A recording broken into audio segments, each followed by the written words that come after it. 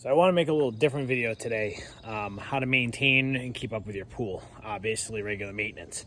So I'm at a customer of ours that we do maintenance on, and I'll show you kind of the steps we take and that you should be taking as a pool owner to keep your pool clean, clear, balanced, and all that good stuff all of the summer so you don't have any issues. This pool here tends to always have a lot of debris you see floating around. It's also pollen season, a lot of trees around.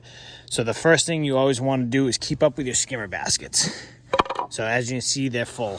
So what you're gonna wanna do every couple days, go out, clean these baskets out, because if these get clogged, this is gonna put strain on your pump, and that's not good for the pump. It's gonna burn it out. So basically take these baskets out, try to get all the junk out of here as possible. You know, you get the idea. I gotta go back to the woods and clean these out, but you clean these out, get them nice and clear. That's step one. So what I like to do is just basically dump them out, and then I rinse them back out in the pool. This is how I do it. Put them back in, and this will catch any debris that's still floating. Pull it up a couple times.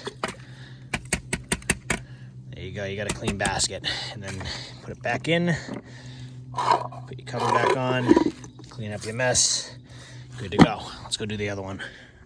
It's imperative that you do this because basically when any debris is blocking the flow of the water, it's going to put strain on your pump, and you definitely don't want that because that could burn the pump out.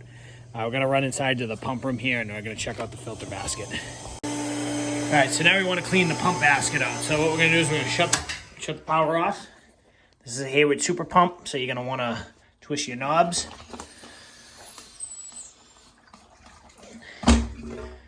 Take the lid off, pull up the basket.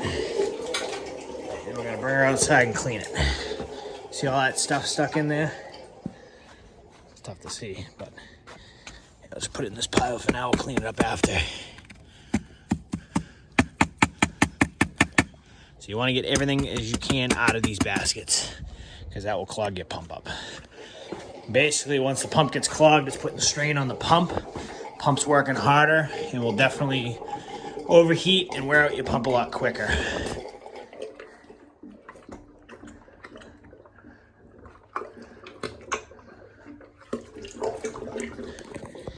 Pump baskets, you got to make sure you put it in the right way. They're actually labeled front and back, but essentially the small lip goes in the front, the big lip goes in the back. Cover goes back on. Twist your knobs nice and tight. Obviously make sure you got water in the pump so it's primed. This would be the same case if you were starting everything up. You can go back over and turn it on, and then you're going to want to bleed the air out of the system. So you're gonna open your bleeder valve until the air spits water. Sometimes this takes a minute or so. But as the pump primes back up, it's pushing the air out of the system through the bleeder valve, and then it'll be all set. This usually takes about a minute. Like I said, you can hear the air hissing. Go until it shoots water. Once it shoots water, shut her up. And now this thing's running great. Running right at about 11 PSI, which is good. So that's your first step, get your baskets clean.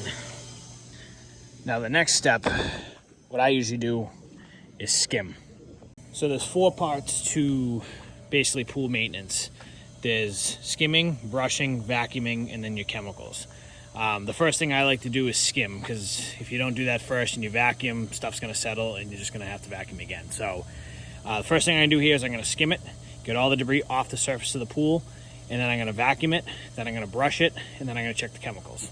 So let's get going on that. So for skimming, what we use is these big leaf nets. These are the easiest and best ways to skim a pool with a lot of debris. So obviously, if you're a new pool owner, these pool poles extend out to 16 feet. You can put on any attachment, so they just clip in. So you get your net, your brush, you'll have your vacuum head, anything like that can clip right onto these poles. So I'm gonna put this phone down and get skimming. It's gonna take me a little bit.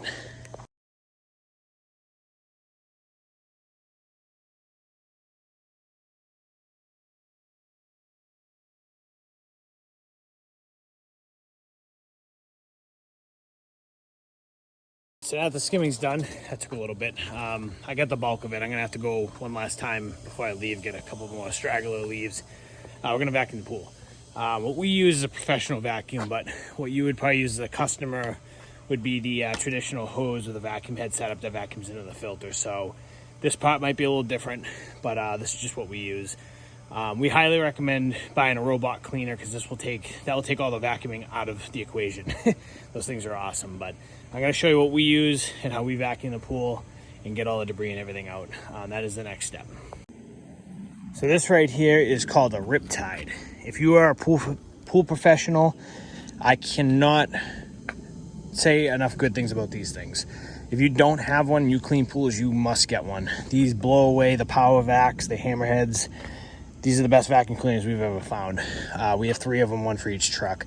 But essentially it uses a battery. There's a fan inside here that spins and it pushes all the debris up into a bag.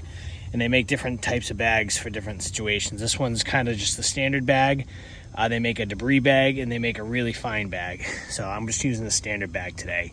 But essentially you hook the cable to the battery and you put the vacuum in the pool. Gotta extend your pole. I'm doing this one-handed. Extend your pole out.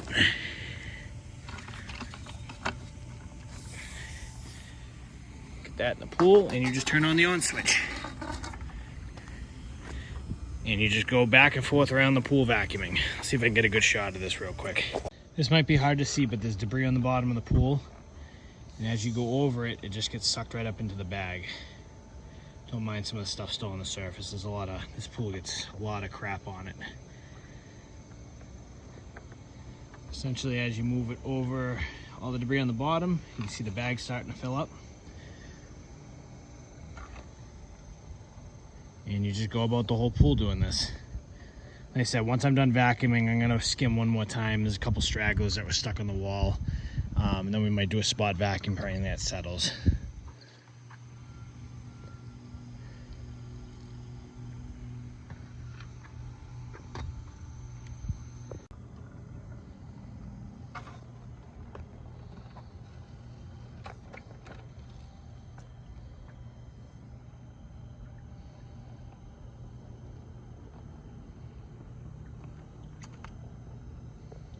Now the last step and the most important step is brushing. So what you're gonna wanna do, and it takes some time, but this is gonna keep your pool crystal clear and keep algae from developing and all that good stuff. So you're gonna wanna go around the whole pool and brush everything. So the steps, I'm doing this one-handed, so bear with me. But you wanna take your brush, you're gonna wanna brush your steps, get in all the corners. So I'm doing this one-handed, so bear with me.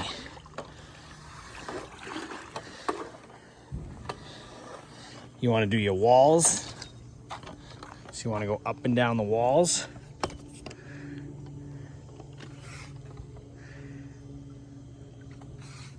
So bear with me, I'm doing this one-handed. Your tile line, and you want to do the floor of the pool. So what I like to do when I do the floor of the pool is I start here in the shallow end. I take the brush and I aim it right at that deep end and essentially just push. Push everything right down, come back.